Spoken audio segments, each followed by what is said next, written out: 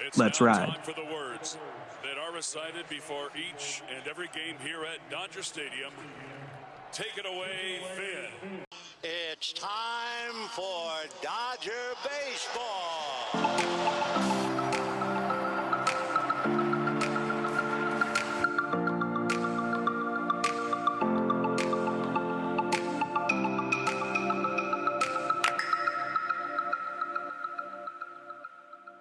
What is going on, Dodger fans? And thank you for listening to another episode of the Incline Dodgers podcast. We are presented by FanSided.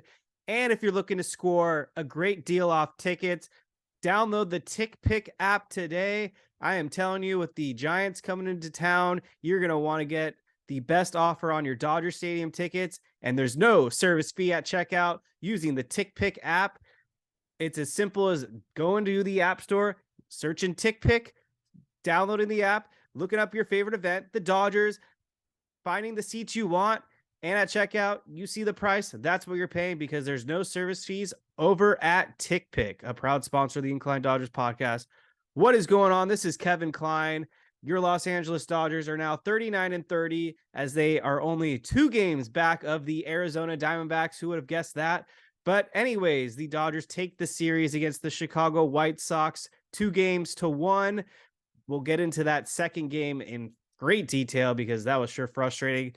But what a bounce back performance by the Dodgers bullpen Thursday evening as they toss 6 shutout innings and needed extra innings to get the job done as the Dodgers walk it off 5-4 thanks to Freddie Freeman.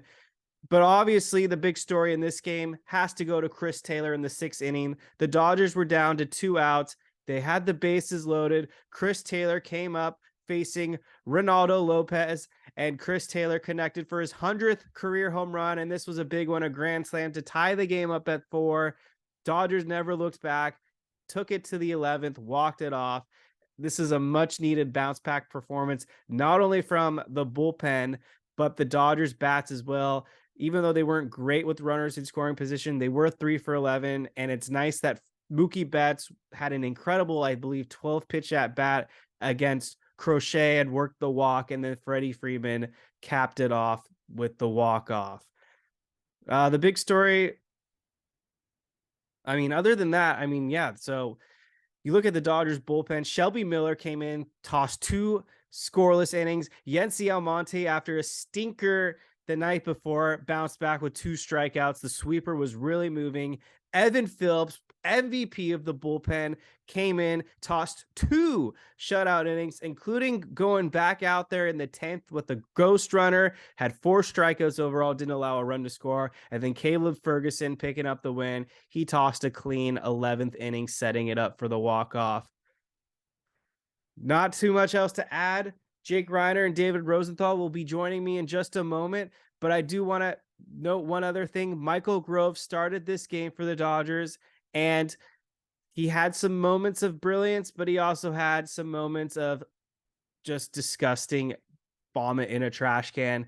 He gave up 4 earned runs, all via different solo home runs to Robert, Jimenez, Berger, and Vaughn. He was not really that impressive yet again, even though he had 7 strikeouts. His ERA remains at 8.10. And I don't know what the Dodgers can really do with Michael Grove moving forward. It's not like they really have many options out of the Dodgers pipeline that they're willing to call up, although I would consider going with Knack or Sheehan at this point because it really can't get much worse. But thankfully, the Dodgers bats were resilient. They didn't let the deficit get to them. This team is just relentless, as Jake would say. Even when they were down 4 runs, they clawed their way back. Took 1 grand slam to get right back into it, and they made up for another mid Michael Grove performance. He keeps giving up 4 runs every time out. Thankfully, the Dodgers take this one, and they win 5-4.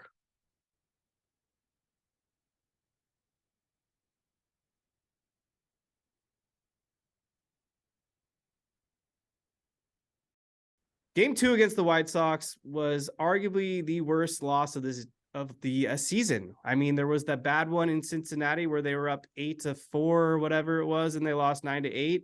But this one hurts even more because it was Clayton Kershaw Day. He threw 6 innings, gave up 2 runs. he was not even his best self, not even true vintage Kershaw. He had to get 5 outs in that 6th inning because the defense was yet again kind of a letdown, but Kershaw got out of it without giving up runs. Almonte did his job in the 7th inning, and then things just went to shit. It starts with Yency Almonte again going out in the 8th inning, kind of a bit of a head scratcher. Maybe we'll dive into that. Eventually gave up a 2-run home run to Burger. God, ESPN kept talking about burgers and In-N-Out. That was kind of just something in itself, showing the quality of our broadcasting over there at ESPN. But anyways, Almonte gave up the 2-run home run. Then Roberts, in another bit of a head-scratching move, went to Alex Vesia, who has been maybe the worst reliever consistently coming out of the pen all season in a 4-4 game. Went to him, and guess what? Alex Vesia gave up the tie. It was now 5-4 White Sox. And then for whatever freaking reason, Gratterall came in as the 3rd reliever in the 8th inning to clean up 2 dog shit messes with his little poop bag. And then we get to the 9th inning. Somehow Dave Roberts decided to punt the game away by going to Taylor Scott, only down a run, and things escalated. Eventually, Victor Gonzalez had to come in. Before you know it, it was 8-4, and the Dodgers lost. So I kind of rambled on there, but I think I gave you guys a pretty vivid explanation of what happened in that Wednesday evening defeat. We'll start with Jake Reiner. Jake Reiner, what are your thoughts on this mess of a bullpen and I guess that game? I've kept a cool head throughout the whole season because I kind of give this team the benefit of the doubt. This is kind of what we expected this team to be like. I mean, they're good, but they're not great. So take that with a grain of salt. But for whatever reason, last night was kind of like the straw that broke the camel's back for me, because it just is too many times where the offense puts up a lot of runs, they give you the lead, and you just give it right back to them. And there's been too many blown leads where the Dodgers have scored at least 6 runs. Last night it was 4 runs, but it seems like 6, 7, 8 runs they score and they still lose these games. It's so frustrating to watch game in and game out, especially for Kershaw, who, as we know, is trying to rack up as many wins as possible as in the back half of his career. So that was disappointing. But too many times this year, Dave Roberts has kind of punted these games where, I'm sorry, dude, you're not running away with this division. Arizona is a real threat. The Giants are coming up behind us. You can't afford to play around with these games, especially against a team like the White Sox, which this should have been an easy sweep. Kind of similar to what happened with the Washington Nationals. That game should have been a sweep. He brought in Phil Bickford, and the lead and the deficit ballooned, and they had no chance of coming back. So it's just game in and game out. I understand this bullpen hasn't been great, so not all the blame can go on Dave Roberts. I mean, these guys simply just have to execute, and they have not been doing that at a consistent rate this year.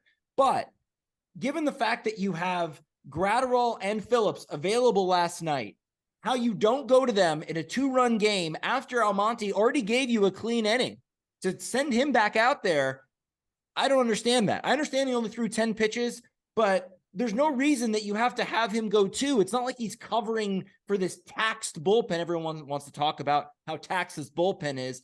I don't think so. They've had a bunch of off days in a very short period of time, so they shouldn't be taxed. I know the starters aren't going that long as we'd like them to, but this was ridiculous. This was another golden opportunity to get an easy win, and for whatever reason, we're just making it more difficult on ourselves. David Rosenthal's in the house. What's up, David? Yeah, so this is not their best stretch of the year, obviously. I think the bullpen is a huge concern at this point. I think basically what it is, it's like that meme with the Lamborghini in the car in the garage of that shitty house, and the Lamborghini is Evan Phillips and everything else is the rest of the Dodgers bullpen.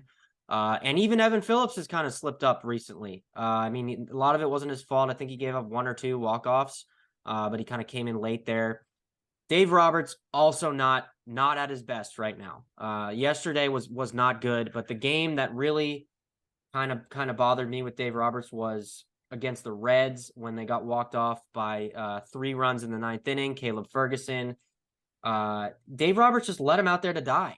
I mean, he literally left him out there to die. Ferguson had 0 command, nothing going on, and he brought in Shelby Miller when it was way too late. Bases loaded, 1 out, I believe it was. So Dave is in postseason form, if you want to say right now, with bullpen management. But bottom line, they're 3-7 in their last 10. This is going to happen at any season, especially when you're not projected to win 115 games. So I'm kind of keeping a cooler head right now. If there's one thing that's the easiest thing to acquire at the deadline, it's relief pitching.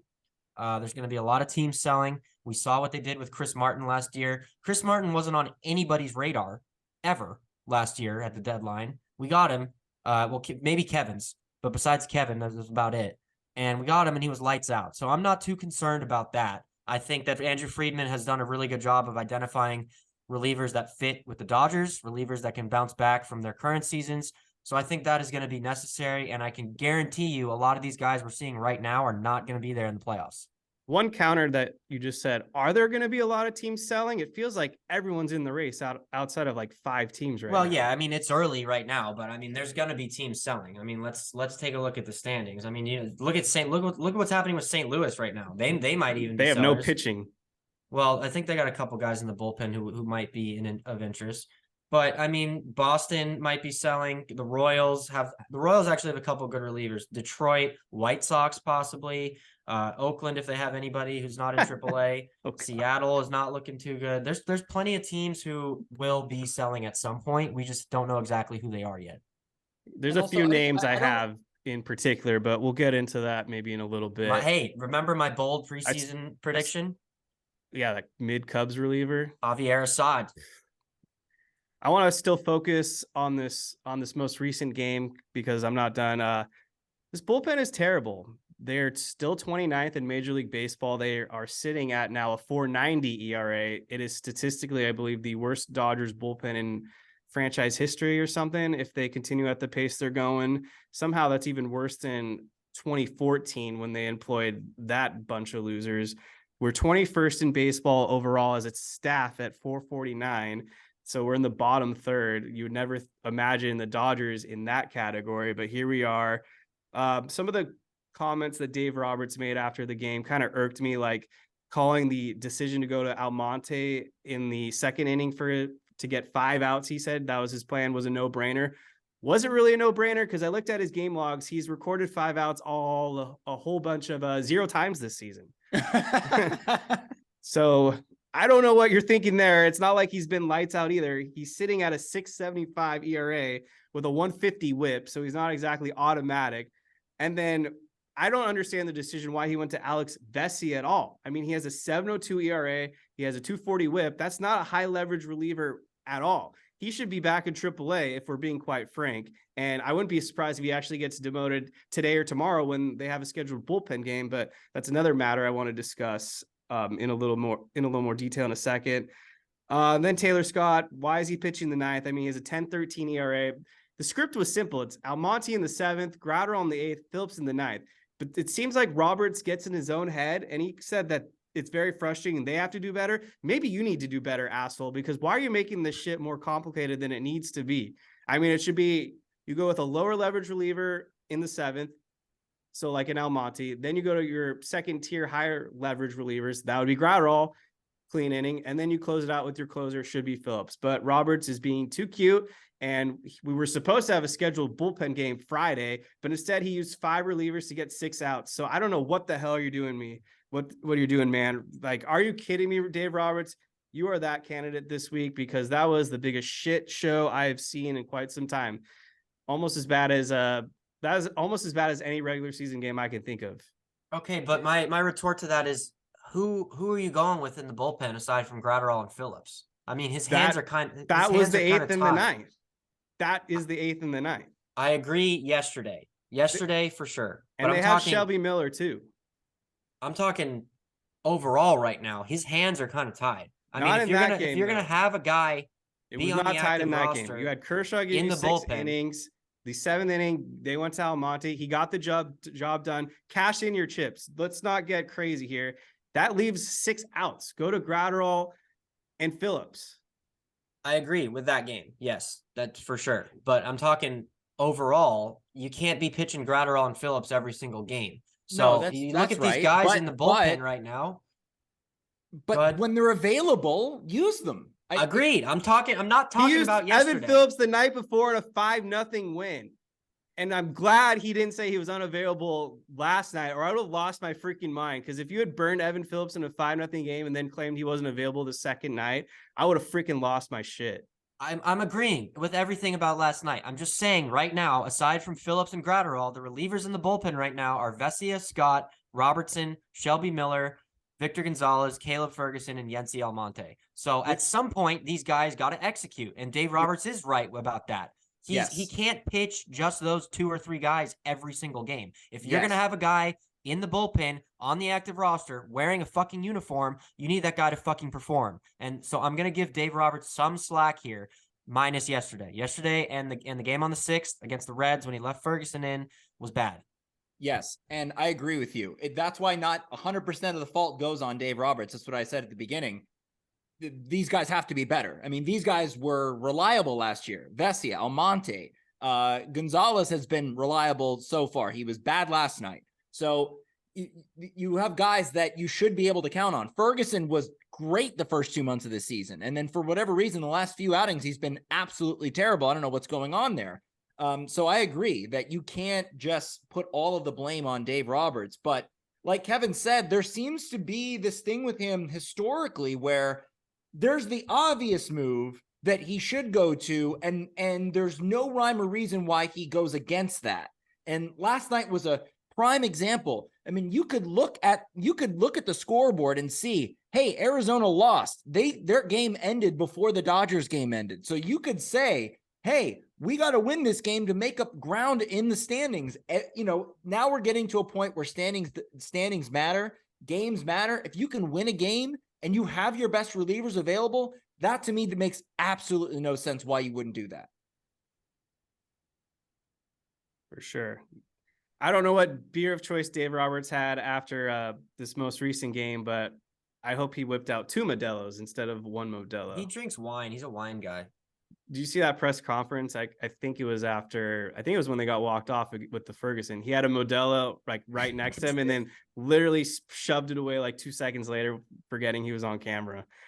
Like imagine just losing a game and instantly going to the fridge to grab a beer. I mean, I would have. I mean, that seems like it was appropriate for that night. Just too many heartbreaking, brutal losses. That recent road trip, they got walked off 3 times. That has to be a record in a week. Ferguson being responsible for 2 of them. Yeah. Unbelievable. Yeah, we are a bad road team, but losing that game at home when you had Kershaw going, that's why I tout that as the worst loss of the season. Because it's one thing, we already knew our team was pretty bad on the road, but actually at home, they had the best pitching staff ERA up to that point. And the relievers in June, they have a bullpen ERA over 6. So I don't know how, I feel like this is going to change. I don't know how this team can go to a bullpen game Friday against the Giants after how inconsistent they've been all season. If I had to put money on it, someone gets sent down. I looked ahead, Matt Andriese, he pitched last on the 11th, which lines him up perfectly on a normal rest to come out of the pen or start, give them 4 or 5 innings. And at least that eats somewhat of this workload. Yeah, I just don't understand how we're in this position already. I mean, I'm glad they called up Emmett Sheehan and Knack to AAA because that's clearly the reinforcements to get rid of bullpen games while all these guys are injured. But, I understand why they drafted like 15 pitchers a couple years ago in the draft. I just with how bad this bullpen is to be doing bullpen games just seems so irresponsible. Just bring somebody up, anybody. I mean, come on. Someone out there has to be able to get 5 fucking innings. Yeah. I would rather literally sign Mass and Bumgarner for the day just to avoid a bullpen game. And that's not saying like I want to keep Bumgarner. Yeah, one-day contract. Yeah, exactly. I'm sick of burning out the pen for no reason. We can't get 9 innings out of the bullpen. It's impossible. Yeah, and also with a bullpen game, you're risking someone having a bad night. And when the entire bullpen is bad, everybody's going to have a bad night. I mean, that's just how it's been. Yeah, so looking ahead at the trade deadline, the obvious thing that they need to plug in and fill right away, I would say high leverage relievers. David was already trying to get to the point. Are there any specific names you guys are looking at as targets? I haven't even looked into it that much because a lot of the teams, we don't even know who's going to be selling. Yeah. I'm reversing course and saying I don't want Tim Anderson now. I was saying that Welcome for a aboard. while, but he is just. It's not just the bad offense and the fact that he has 0 home runs right now, and has, in fact, last night we learned that he's had 0 home runs since last July. So that's crazy to me. But what I think is more concerning is his defense. It's just atrocious. It's worse than Trey Turner. So I'm out on him. I mean, if they want to throw him in as like a complimentary piece to like a Lucas Giolito type of package, or maybe we can pick off one of their relievers and send them to the Prior lab. But yeah, I think the White Sox will. The problem though is that the White Sox are in a winnable division right now, because that every team is under 500 in that division. So it's tough to say right now who's going to be selling. Still not really thrilled about Miguel Rojas. He's added literally nothing on offense, and even defensively he's taken some steps back. He made almost 2 errors last night. Yeah, bad. 33 weighted run created, like a 216 hitter, no OPS whatsoever, under 500. That ain't gonna get it done. Well, But you said you weren't going to miss Gavin Lux that much. I mean, I don't know how much value Gavin Lux would add either, to be honest. But come he would on. certainly be much better than Rojas. He'd at least have an OPS of 700. He would have been. I felt. I don't know about the to have a defense. really good season. I just don't know about the defense. That's my Defense big question. would have been fine. Wouldn't have been I need to see Rojas, but it would have been fine. Offensively, it'd be a huge addition. A defensive side of Muncy and Lux is just anyone's better than Miguel Rojas at this point, other than Austin Barnes. Yeah, but yeah, I mean, speaking of the problem, the problem is the bullpen is so bad and the starting pitching is so depleted that we can't even really get into some of the offensive shortcomings, even though they've scored a lot of runs every night and they're putting up a lot of numbers. I mean, there's been some atrocious hitting with runners in scoring position. Last night they were 2 for 13. A bunch of opportunities they had. Freddie Freeman and Mookie Betts coming up with runners on and runners in scoring position, less than 2 outs, back-to-back pop-ups, foul outs. I mean, there is a lot of concern there though, that they're not capitalizing on these moments. But the problem is the pitching has been so bad that you can't really blame the offense. Yeah, Liam Hendricks is target number 1, but he's on the IL with elbow inflammation, but it doesn't seem to be a concern. I think it was more of just him being rushed back from the cancer, and so they might be precautionary. So we still have time, over 50 games, to figure out what's up with Hendricks, but he's probably target 1. Graveman is like a fallback from that team. I don't want Joe Kelly. He gave up 2 runs also to Mookie Betts. I know some Dodger fans are hoping for the reunion. I'm good. Target number 2 might make some Dodger fans cringe, but if the Red Sox really aren't going anywhere, bring back home Kenley Jansen. Imagine them bringing him back, and his first game back is at Dodger Stadium, and California Love blasts over this PA sound system. This would be the ultimate redemption arc story. Kenley Jansen getting, I bet you, standing ovation, loud cheers from Dodger fans, and hopefully continuing what he's been doing all season, which is like throwing 99 miles per hour at time, being reinstated as the Dodgers closer. I'm here for that narrative. You know, I have to say, I don't hate that idea. I mean, he's been pretty serviceable so far this year. And I agree that maybe, putting him on a team that actually has a shot at doing something in the playoffs will reinvigorate him even more. But I don't hate that idea. I don't particularly like it. We need a closer. I think there'll be others. There'll be others popping around. He does have a 3.18 ERA. That's not great, but it's also Boston. It's also Boston. It's always harder for pitchers to have lower ERAs there. It's such a hitter's park. Yeah. Fallback options number 3 is from the Mets, David Robertson. I really think the Mets are going to blow it up. God. He's been really good the last 2 seasons, continues to have an ERA in the low 2s, 38-year-old, but he is a closer, and that would certainly make things easier for Dave Roberts, who can't seem to function a bullpen without a closer. Even when last season Kimbrel was bad, at least he kept plugging him in the ninth and could manage innings 5 through 8 when he needed to.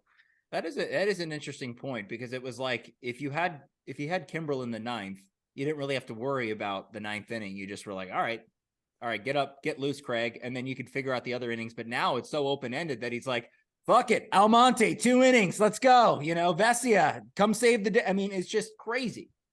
He doesn't know what to do without a closer. This happened in the playoffs.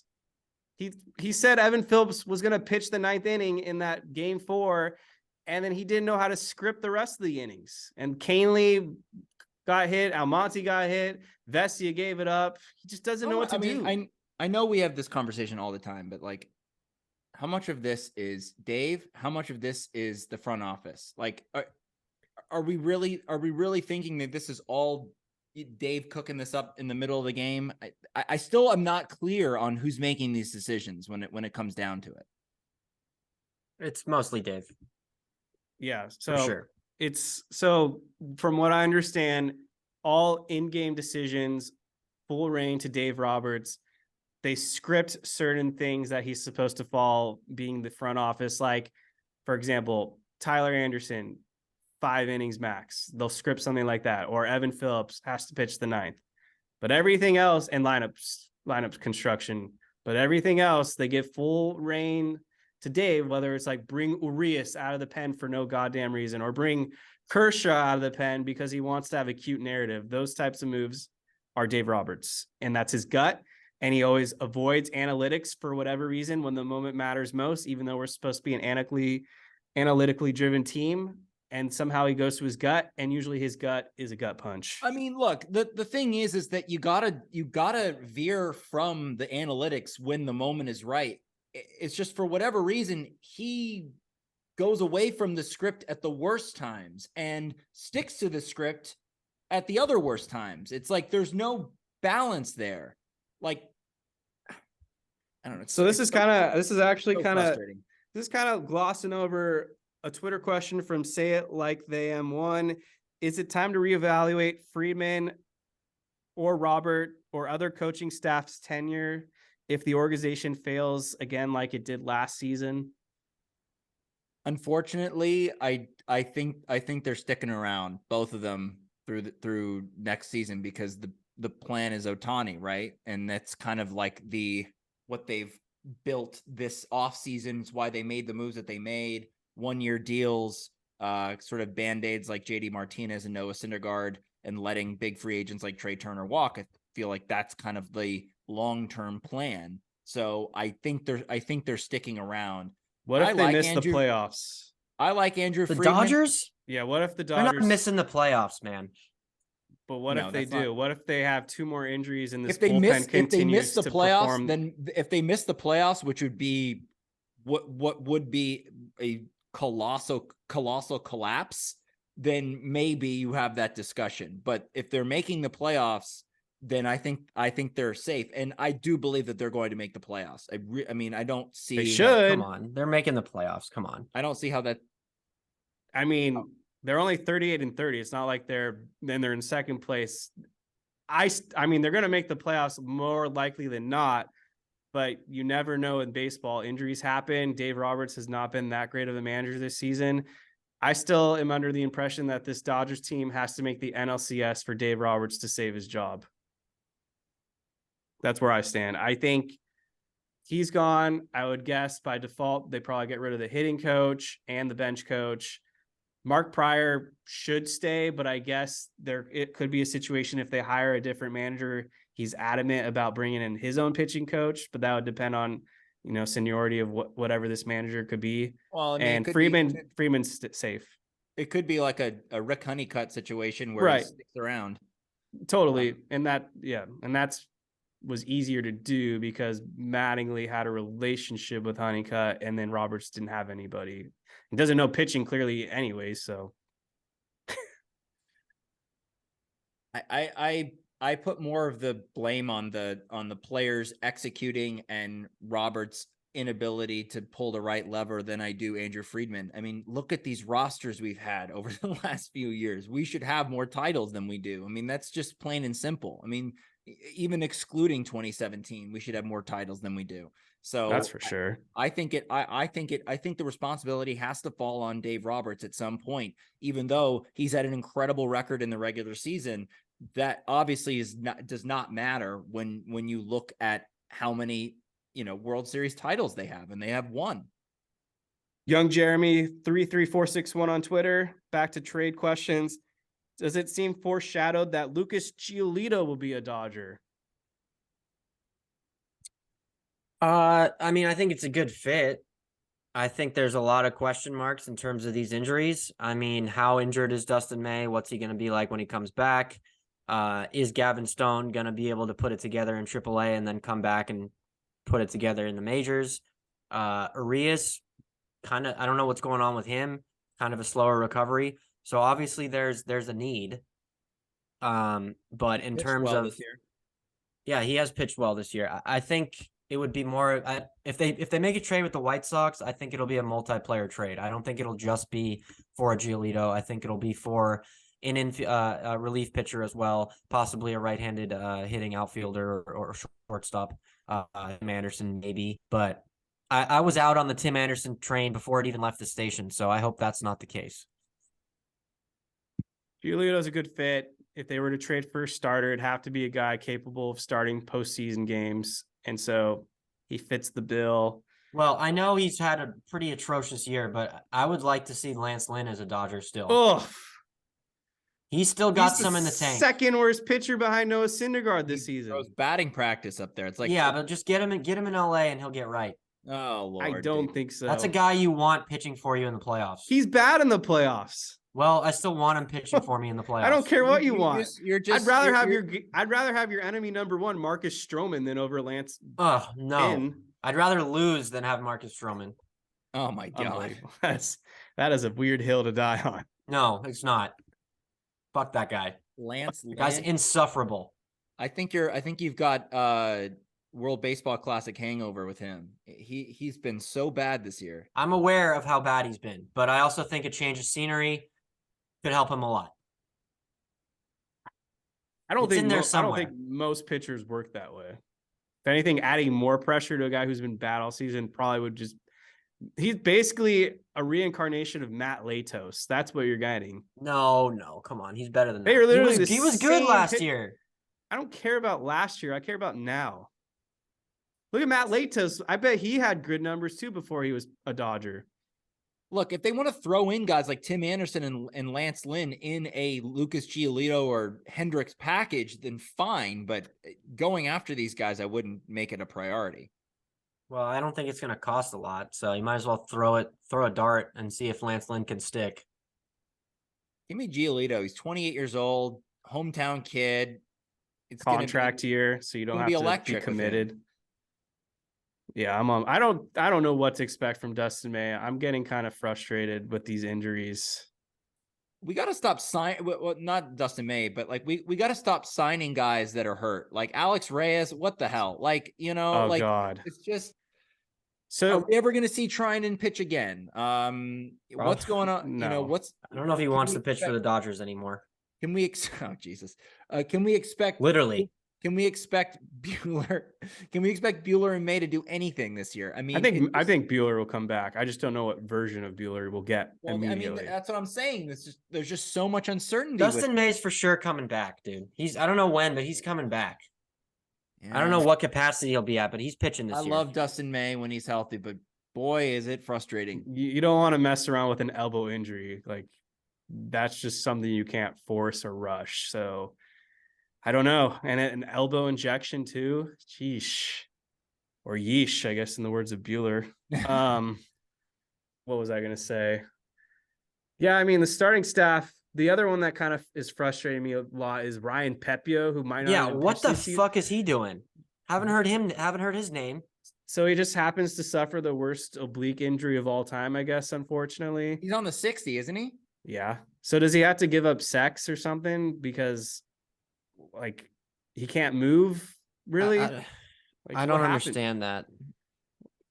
I'm starting to buy into the whole Klein narrative that something's going on with this training staff. Why do we have so many just catastrophic injuries? Oh, my they've God. been needed. They've needed to be fired for years now. And Everybody they just on it. misdiagnosed Max Muncy. Either Roberts slipped or he was told the wrong information. Not sure, but he thought Muncy had a grade 2 hamstring strain, and then comes out today from Muncy saying no, it's just something mild, and he's expecting to be back in the lineup Saturday. So which is it? Well, it should be the mild, but knowing this training staff, he ends up out for a month. This is like third world healthcare. Everybody that suffers an injury, double the expectancy. Urias, another example. He was supposed to miss what the hell? I thought it was sort of a reset kind of IL. Is it real? It's a real IL? I have my theories, but you guys don't believe me, so I won't even get into it. Tinfoil Scott Boras. Yeah. You know that has something to play with it. He gives up home runs to Austin Barnes and James Outman in batting practice, and now all of a sudden he needs more time off. Oh, please. Boras. I don't buy it. This happened with Seager 2 years ago. Broken hand, was supposed to be out.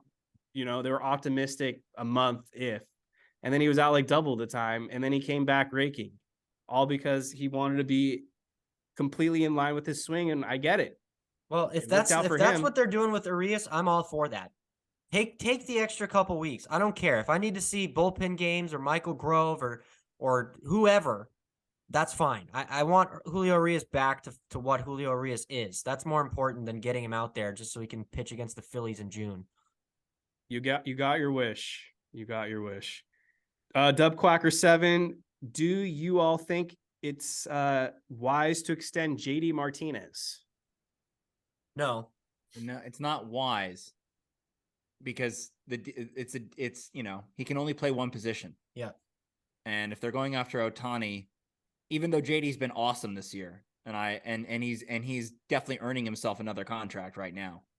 So I don't think it would be wise if that is in fact the plan. No, and here's how it can go. I mean, I think next year in free agency, Ohtani will be a big domino to fall, and then all the other people will sign after him. I think a lot of people are going to wait for him to decide where he wants to play.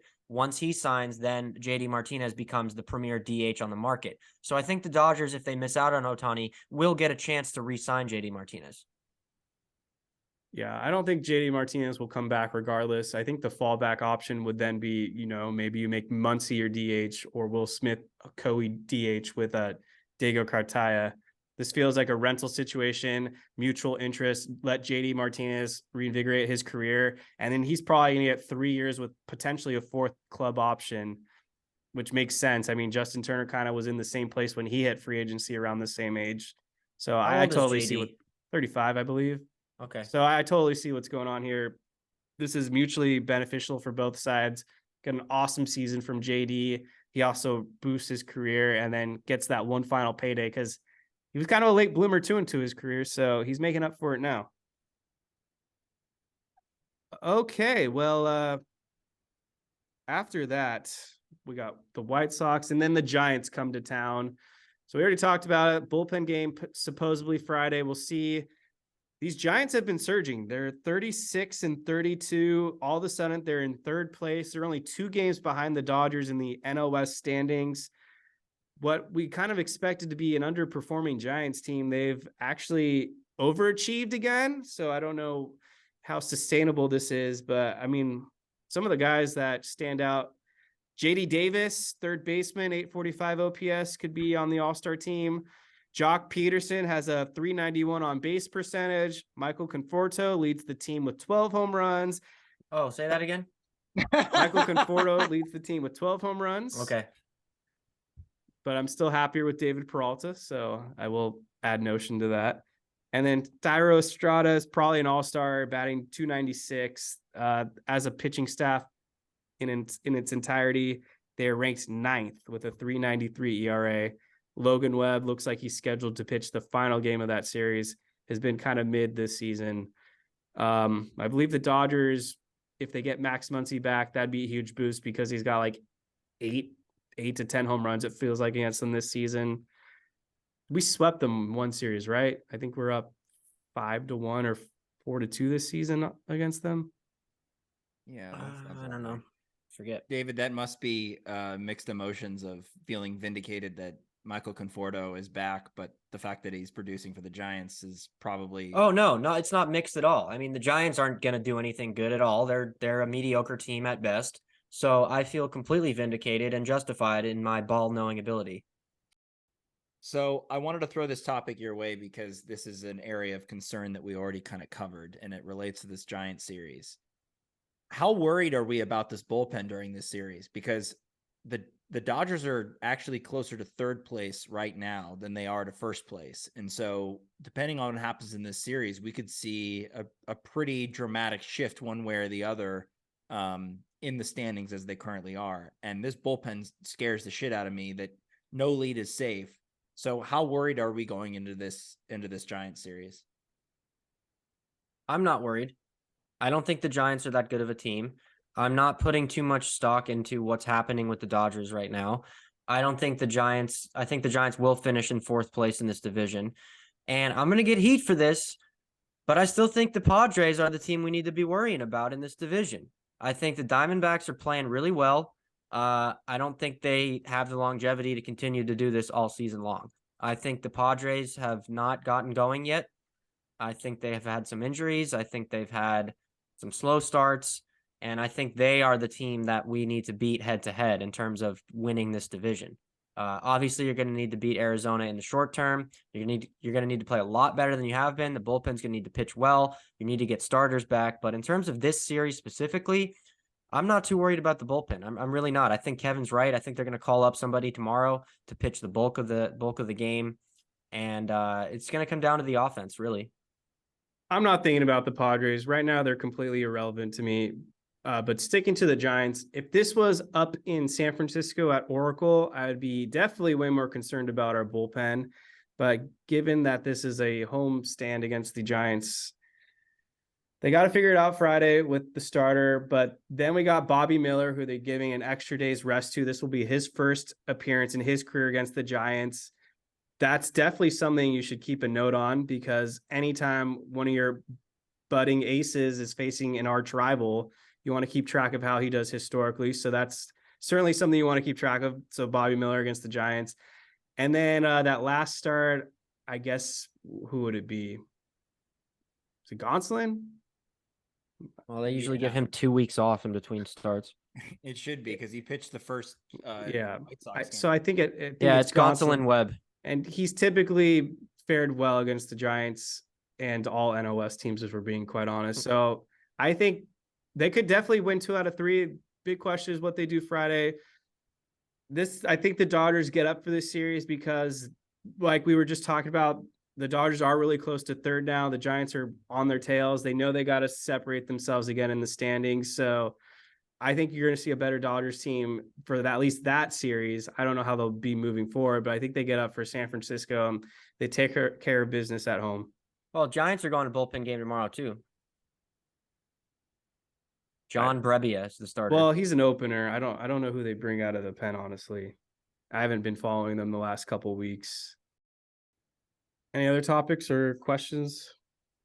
Yeah, I have one more for you guys. Since we kind of touched on the trade deadline a little bit, and I know that the Dodgers are probably going to make some moves. They definitely need to add at least one bat. If it's an outfield bat or maybe even a shortstop would be great. But given the way that they're constructed right now, how do you feel about this offense? If this offense was going into the playoffs today, how would you feel better with this offense than you did last year's offense? I'll go first. Answer is yes. Way more consistency 1 through 9. Last season, it was, Mookie, Freddie, Trey, giant drop off.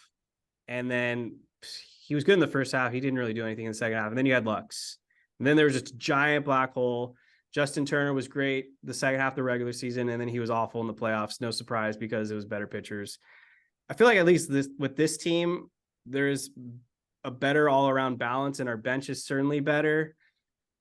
obviously James Outman's in a world of funk right now. So Mhm. you don't feel too confident with him going in the playoffs. And Miguel Vargas has kind of been underperforming as a whole this season, but he has his moments. And so I can live with that in the playoffs. And then Miguel Rojas, I'm pretty much considering him an automatic out, but Will Smith's been better. Max Muncy, was better until this last month. He's been in a horrible slump, but he's usually better in the playoffs. I can do with it. JD Martinez has been a substantial upgrade over Justin Turner. I'm kind of in the middle. I think there's more to be revealed. Honestly, I'm not really sure how to answer that question yet. I think Peralta is going to be a good player in the playoffs. He just kind of has that energy.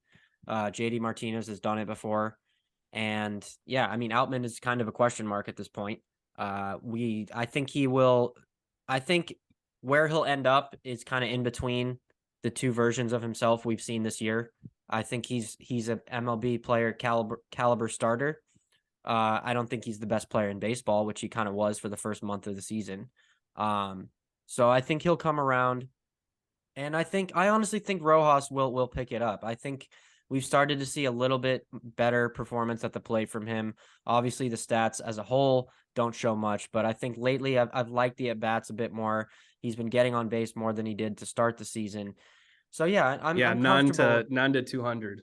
Yeah, I'm comfortable with this offense for now. I think Smith is going to be big. He's taken a step this year, and Muncy's just perpetually hitting into bad luck, so he's always going to be fine. I want to talk about him real quick. Is it acceptable that he's hitting 191 with a 323 on base? The on bases needs to be better. But yeah, he's not one walking. thing I do want to point something out that my dad actually noticed, and when he pointed it out to me, I started to notice it too. It seems as though they're changing Max Muncy's approach at the plate. They're obviously telling him, or maybe he's doing it on his own, I don't know, but I would assume that this is a game plan thing where he's being way more aggressive than he usually is. He's not taking the walks that we normally see him take, and he's aggressive on first pitch. And he's really going for it, because obviously in certain situations you don't need a walk if there are men on base and you have a chance to knock in a run. So him being more aggressive at the plate is kind of resulted in the lower on base percentage. I think the batting average is always going to be an issue with him because he strikes out a lot. But I think this year it's been sort of a shift. And when he has connected, obviously it's gone very far. He's one of the leaders in the National League in home runs. So I definitely see a different approach at the plate. It's crazy. Yeah, he hit 196 last season, and that was with him being useless for 2+ months. And now he has even worse batting average this season. I mean, there's stats to back it up that I can't pull out right now, but he has been hitting into bad luck even with the lack of shift. So I think the average will improve. I think he'll end up around 220, I would say. But if he's hitting home runs and driving in runs, I'm okay with it. His expected batting average is 222. Yeah. There we go. Not pretty. No, but better than 180 or whatever. Good thing he's got the Giants coming up. Maybe that'll be like what happened first go around. Yep. Woke him up. Couldn't stop. All right, this is the final question. I think this is a collaborative effort coming from GD Lou Hosh. In the spirit of bus, like Craig Kimbrell and Noah Syndergaard, what is your all worst former all-star late career Dodger team? Player? Team. Yeah, well, players, but put it in a team. Okay, I see. Let's start with first base. Who is the obvious, just awful washed Fred Dodgers McGriff. I'm the gonna crime go, dog. I'm going to go with that. I agree. Honorable mention, Jim Tomei. Yeah. Oh, my God, yeah. 17 games. He didn't play. Right. He only had 17 games, 235. He was supposed to be a pinch hitter. He was terrible. 235 batting average, no homers, 3 RBIs. The crime dog, though. I mean, that was a tough watch. He was desperately clawing to get to 600 home runs or whatever it was. He was just so old. Just decrepit. Didn't he hit like 13 homers though, or something like that? Yeah, I think he finished like 7 short of it, but like the 7 felt like like there was no possible way. It wasn't like he's only 7 away. It was like, oh my God, he's 7 away. He wanted to have his Mr. 3000 storyline. Yeah, it didn't really line up for him there. Second base. So they have to be an all-star or can just be anybody? A former all-star. One name I didn't do it by position. I just from memory of just terribleness. I came up with these names. I'm not saying that this should be the second baseman, but he was pretty atrocious. Sean Figgins, in 2014, Yeah. 38 games, 217 batting average, 1 RBI. Yeah, he was bad. Yeah, I can't think of anyone else off the top of my head. You know who was awful that I just remembered, but he kind of played third base too. Well, I guess he was more of a third baseman. It was like Jose Valentin. He was awful. You know who else was bad at second base? Chase Utley. No. Yes. The most overrated Dodger ever. God, what a clubhouse hero he was. Well, on the field, he was overrated as hell. He'd be on my roster for this team. He was a leadoff hitter for us. He did solid. He had that huge NLDS hit. Wait, second base. Hold on. This might be better than Chase Utley. I have this guy on my list, Brian Dozier. Yeah. 47 games. He came over in the trade deadline. 182 batting average, and this was in 2018. 182 batting average, 5 home runs, 20 RBIs, 650 OPS. Pretty atrocious. Yeah, he's the starter. Yeah, I don't know if Forsythe was an all-star at any point, but he sucked too. I'm giving you Dozier. God, that was terrible. That was a Leadoff hitter train in a wreck. World Series game. So bad. Just bad. You just kept waiting for him to perform, and it just never happened. It never happened. Shortstop, I think this one's easy. Jimmy Rollins. That's who I had on my list. Yep. No explanation needed. Thank God Corey Seager took his spot. 2015, 144 games, 224 batting average, 13 home runs, 41 RBIs, and 643 OPS. Third base, Jose Valentin was someone that I immediately thought of. Other than that, Does All-Star in the Japanese league count? Because if it does, I'm going with that Nakamura guy a while back. Does not count. All right. The expectations on him were high, and that was bad. As bad as I've ever seen. The Dodgers had, since Beltre, they had a string of awful third basemen. Casey Blake was pretty good. Casey Blake was good. Juan Uribe. Yeah, I think he was really, fine. I don't really count him as an all-star. He redeemed himself in the playoffs, but for the majority of that contract, he was pretty bad. Okay, well, Norihiro Nakamura was an 8-time All-Star in Japan, and in 2005 he had only made it 17 games, hit 128 with a 350 OPS, no home runs, 3 RBIs, 350, -7 OPS plus. So that's my guy. I remember going to the stadium, watching him, being excited, and it was just not. Yeah, it was just no. We also had employed Michael Young and Mark Loretta. I remember. Wasn't Mike Lowell a Dodger for a minute? But I don't think so. No, but Mark Loretta had he had a walk-off hit against St. Louis, I think. Hey, so did Jed Jerko, right? They have that in common. Catcher.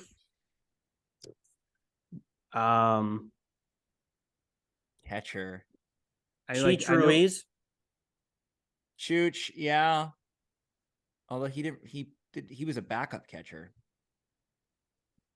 I can't remember if he was an all-star, but God, his first name was Sandy, right? And then Sandy Alomar. Yeah. Yeah, he was bad. Him, Rod Barajas. Was terrible. No way Rod Barajas was an all-star.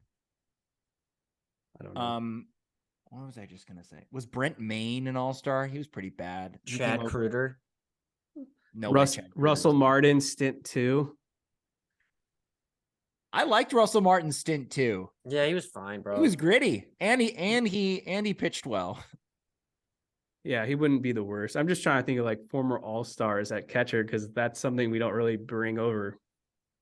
Yeah, Grandal maybe. What? I don't know. Grandal was great. He was okay. He was all right. Grandal would not fit on this list. All right. All right, outfield, right field. I feel like Darryl Strawberry is the guy. Yeah, I was gonna. Well, I mean, you could put him in center field too, but I guess Andrew Jones. Well, Andrew, yeah, that's what I was gonna say. Andrew Jones is center field, no doubt. But Shane Victorino, he was bad. He came over in the middle of 2012 in 53 games. He had a 245 batting average and a 667 OPS with only 15 RBIs. I was so mad about that because Shane Victorino killed us from 2008 to 2010. And then as soon as he showed up and put a Dodger uniform on, he couldn't hit anymore. I'm going those two that we named, Strawberry, Jones, and then I'm just going to throw Curtis Granderson in left field. Oh, it's a great one. Curtis Granderson's good. You know who else I have on my list? Garrett Anderson. In 2000, listen to this. In 2010, 80 games, 181 batting average, 2 homers, 12 RBIs, 475 OPS. Yeah. He was an all-star. He was terrible. 2010. Yeah. He could be bad. I just remember Curtis Granderson had like a 4-pitch strike at bat in the NLCS and still struck out. Yeah, awful. I think we all know who the pitcher is. Jason Schmidt. Jason Schmidt. Yeah. Just a refresher. He pitched only in parts of 2 seasons, 2007 and 2009. Pitched only in 10 total games. 3-6, 6.02 ERA. And perhaps the worst numbers was his contract, which was 3 years, $47 million down the drain. Besides him, who else would you fill out in that rotation? Kazmir, definitely. Did Brandon McCarthy make an all-star team? He might have, but I don't know if he's was Ted Lilly, was he ever an all-star? How about Trevor Bauer? I mean, I guess it depends how you define worst, but yeah. 17 starts for that contract. Brandon McCarthy was not an all-star, but he would be on that list if he was. The other guys that, God, who else used to suck? Yeah, he was okay. Serviceable number 5. I don't know. I'm blanking, but I mean, for me, the bullpen, Sergio Romo for sure, Chris Perez, Brian Wilson. Chris Perez, I would punch him in the face if I could. Brandon League turned out to be horrible. Chris Hatcher. I would gladly take Chris Hatcher in this bullpen right now over some other guys worth. No way. Chris Withrow. He wasn't an all-star. No. Chris Withrow. No, that's a random name. Yeah, it is a random name. Oh, was Ryan Madsen ever an all-star? I mean, potentially, but it's not like he was a disaster for the Dodgers. He was just wasn't the playoffs. Look up his NLCS stats. He was an absolute unsung hero. Or maybe it's just maybe I'm just thinking of the World Series when he broke. He got burned in the World Series with Roberts being Roberts. Yeah. Yeah, I don't know what other pitchers I can think of. I don't remember being too crazy about Vicente Padilla, but he probably wasn't that bad. Yeah. He was fine. He was fine. He started I was going to say, didn't he win a playoff game for us? I think so. He's definitely started an opening day too. I want to say Vicente Padilla winning a playoff game. I have one other honorable mention on my list. 2003 Jeremy Burnett. He was terrible. Yeah, he was bad. He came over in the trade deadline. 61 games, 204 batting average, 643 OPS. Although he did hit 13 home runs, but he was bad. How about Ted Lilly? Yeah, I mentioned Ted Lilly. Was he an all-star? I think so. He was good on the Jays. I'm blanking on pitchers though. I feel like there were more. I mean, his name was David Wells, right? He was on the Dodgers for a quick second. David Wells. Boomer. He had did he have a couple stints with us, or am I just? I think just one. No, it was Greg Maddox that had a couple stints, Yeah. 2 stints. Greg Maddox. All right. Well, I think that's it for that segment. Do I have time for an out of left field? Yeah. Okay, so this is fast food related. I had a late night earlier this week, and the only thing I was hungry, and the only thing open was McDonald's. I don't really go to McDonald's ever, but I went to McDonald's, and the person in front of me ordered his entire order. I saw it on the screen, was just 4 Filet-O-Fishes. Whoa. Which, first of all, serial killer, psychopath, lunatic. What is that order? But this got me thinking. How do they not specify what kind of fish it is? It's just filet of fish. We just trust that this is just some collection of fish that they just put together in some kind of burger style filet catch of the day, whatever the dragnets brought in. I mean, how is we as a society accepted that we just let them get away with just filet of fish? Whatever it may be. Maybe it's salmon. Maybe it's tilapia. Maybe it's some other kind of fish. How do they get away with just calling it filet of fish? If you've ever eaten fish before, you don't just go to the restaurant and you're like, hey, I'll take fish. No, you got to say what fish it is. There's different textures or different types. So what the hell is McDonald's doing? And why have we let them get away with this? I mean, what is their formula? Are they just putting together random fish in a goo and just mushing it in together into little patties? Is that what's happening? Well, according to Google, it is Alaska pollock. It says on the website, we use wild caught Alaska AJ pollock for our filet of fish sandwich in the US, which is 100% sourced from sustainable fisheries. Okay, so then why isn't it called that? I mean, people eat fish tacos. You just say fucking fish taco. Get even weirder, hot dogs. I think that's like the Frankenstein. Yeah, but of we all accept meat. we like that's a decision society has accepted. Like hot dogs, like nobody wants to know how a hot dog's made. They literally have a saying about that. But I don't understand how we just trust that McDonald's, like just because their website said it's Alaskan AJ Pollock, that we just accept that. Like and that guy that was in front of you trusted it 4 times over. Yeah, I was flabbergasted at that order. I mean, I would never eat that. If anyone's going to McDonald's, I think you're already putting trust in their hands no matter what you order off the menu. So yeah, I think society you're trusting that it's a burger. Society is just accepted that McDonald's can serve whatever they want, and you hope that it is containing the contents somewhat related to what it advertises. Like, what's in a chicken McNugget? I thought last I saw it comes like in an ice cream soft serve, and then somehow they grill it or fry it. If you've seen those pictures, it's like some pink soft serve looking thing.